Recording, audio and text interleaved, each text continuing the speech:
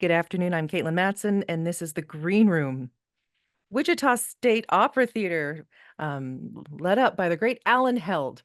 They are performing a world premiere work, December Night by Lance Hulme. We just so happen to have Lance Hulme and Alan Held in the Green Room today to talk all about this production. Welcome, both of you. Great to see you again.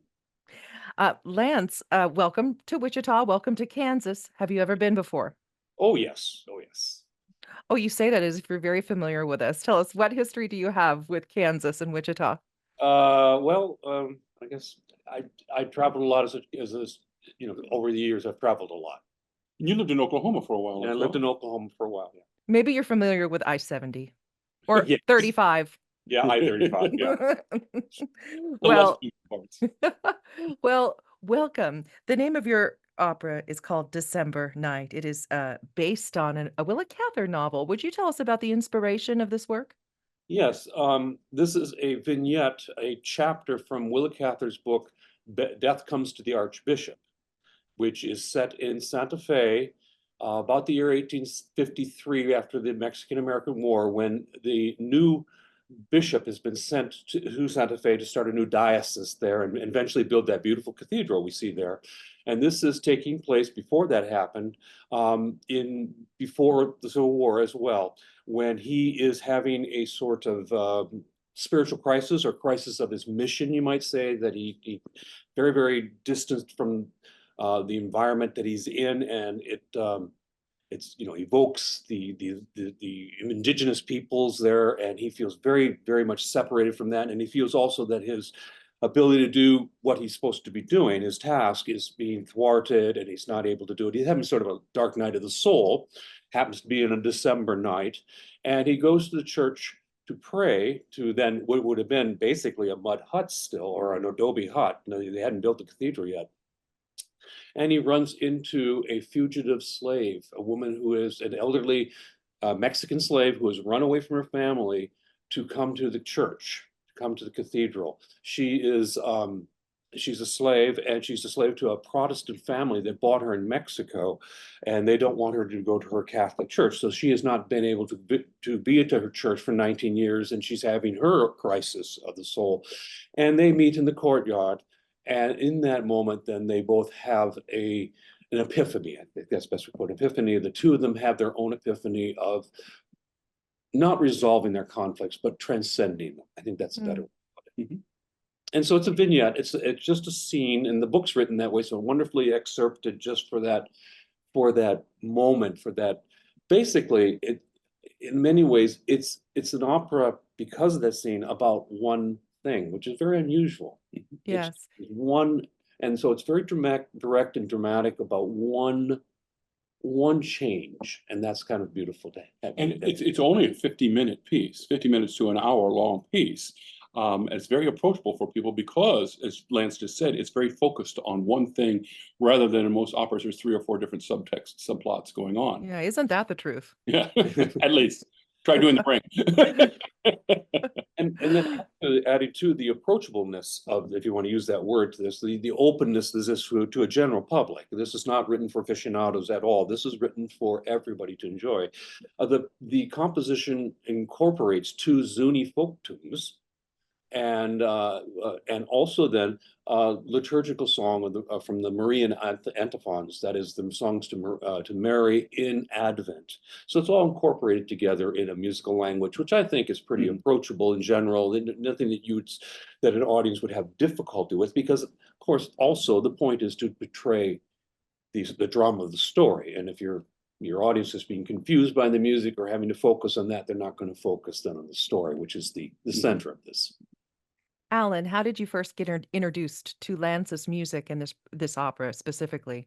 I'm trying to think whether Mark Foley, who was on our faculty here, was a college friend of Lance's when they were at Eastman years ago. And they lived right across the street from each other, is That's that right? correct, yes. And I think, I'm not exactly whether you wrote to me first or Mark introduced us. I can't really remember because it's been a little while.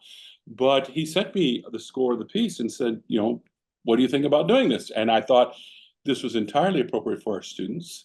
The story is wonderful. And then just a couple of weeks ago, it dawned on me, well, we're doing this world premiere. Why don't we do it at the cathedral? It would be a perfect location for this as well. I'm also the director of sacred music for the diocese. And I thought, well, this is just an ideal thing to do it there and to do it on campus. It's a great pedagogical thing for our students as well to do music that's written just in the last few hours, if you want to say, because they don't get a chance to do that. And much of the 20th century canon is unapproachable for singers and for young singers. And this is absolutely appropriate for them. And the story makes sense. So I those have, things all work together for me. I have so many more questions to ask, but we're going to take a short break, listen to a bit of music, and come back. But let's go through logistics before we do that. When is the production? You have more than one production. It's kind of you're taking it into a couple different You venues, know, yeah? we've been busy already this year with already with a lot of performing and more to come. But these performances, November 7th, will be performed at 7:30 p.m. at the Cathedral of the Immaculate Conception in downtown Wichita, which is 430 North Broadway. The tickets are free. There is no admission charge for this. So come one, come all. And then the next day, we will perform it on November 8th, Friday, November 8th, in our own Wiedemann Hall, which is our organ concert hall. We have our wonderful organ as a part of this as well. That is also at 7:30, and that's also being presented as part of the National Association of Teachers of Singing convention, which will be going at the same time. But there'll be plenty of seats, and we do hope people will come see this exciting piece. We'll be right back and talk more with composer Lance Hulme. And it's odd, Alan, I can't just call you a stage director. A sta- I don't. the world renowned opera star Alan Held, who just so happens to be stage directing this production. I'm Caitlin Matson. This is the Green Room. In the Green Room with me today is Alan Held and Lance Hulme. Lance is a composer of the Chamber Opera December Night, which the Wichita State University Opera Theater is premiering. This is the world premiere, Yeah, November the 7th and November the 8th. Now, November the 7th, that performance is at the Cathedral of the Immaculate Conception in Wichita. And on the 8th, it is in Wiedemann Hall in Wichita State University campus. right. These performances are free to the public, which The November 7th one at the Cathedral is free. The November 8th tickets can be obtained by calling the box office. oh, thank you for that distinction. All right, great. Uh, I have so many questions about this world premiere and the fact that it is based, or inspired by, perhaps is the better word for it, on this Willa Cather novel. Um, are you extracting dialogue from this novel as the lyrics in this piece? Yeah, the librettist really adhered very closely to the text. One thing that's about Willa Cather is that her manner of writing is already very, very lyrical. She has a beautiful way of writing, and she was a tremendous fan of opera. And in fact, Song of the Lark, one of her best known books, is about an opera singer. And so it was very little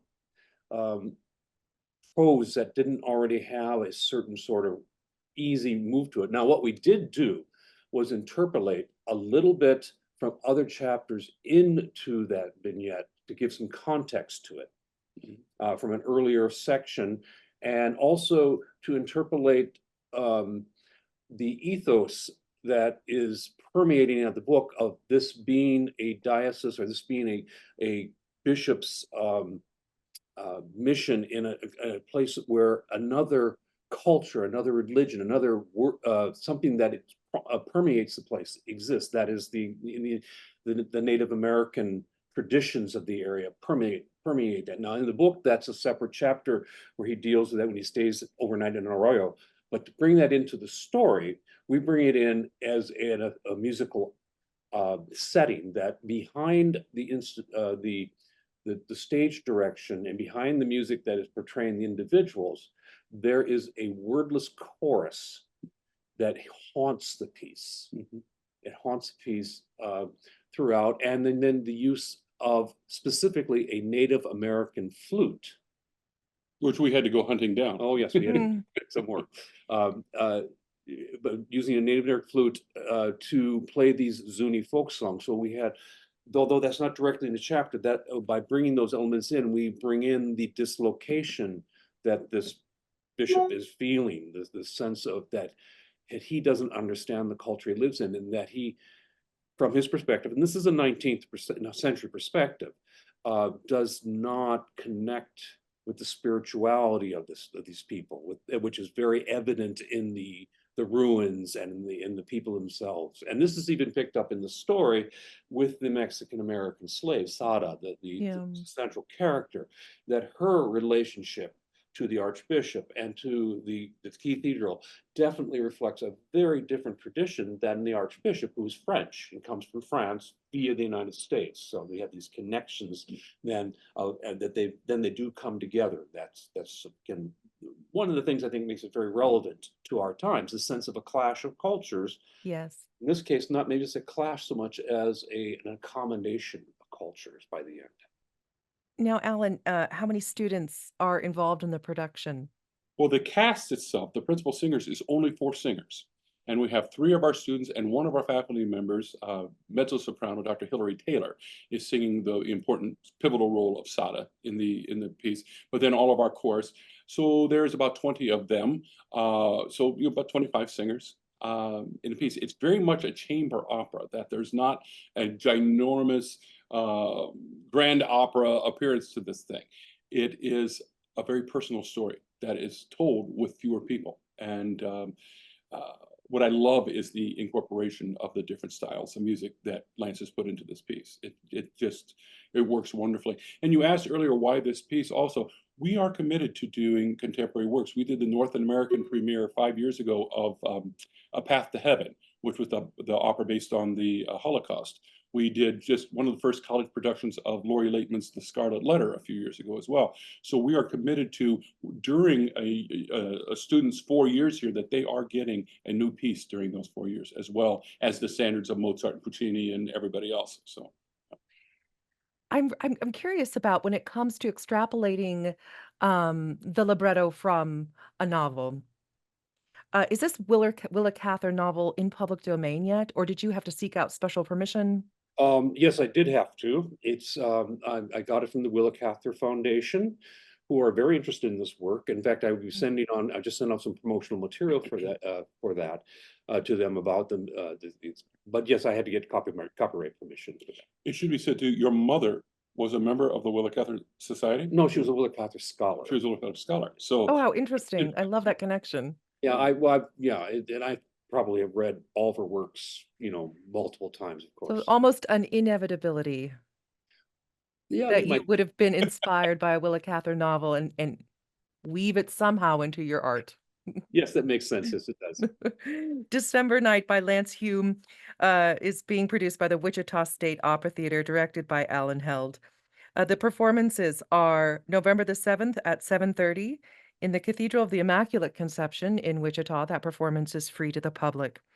Then they're performing it the very next night, November the 8th, in Wiedemann Hall on Wichita State University campus. Tickets can be bought at the door or by contacting the box office in advance. yep, College of Fine Arts box office. Yeah. Thank you both for taking the time to be on the green room today. It's always so fascinating to talk with composers, and how exciting for you to have a world premiere. Well, maybe exciting for us. Of course, exciting for you. You want Yeah. your works to be performed, but how exciting for the students and for the people of Wichita Yeah, and all of Kansas. So and all of Kansas. We're actually going to end the interview playing a snippet of this aria, of the aria that we have. Can you give us a lead in? What is she singing about? What will we be hearing? Yes, this is the the principal female role, which is the slave Sada, Mexican slave, and she's come fugitively. She's escaped from her masters just for the night because she wants to come to the church, and she comes to the church, and the doors are locked. Mhm. And so she falls to her knees and prays.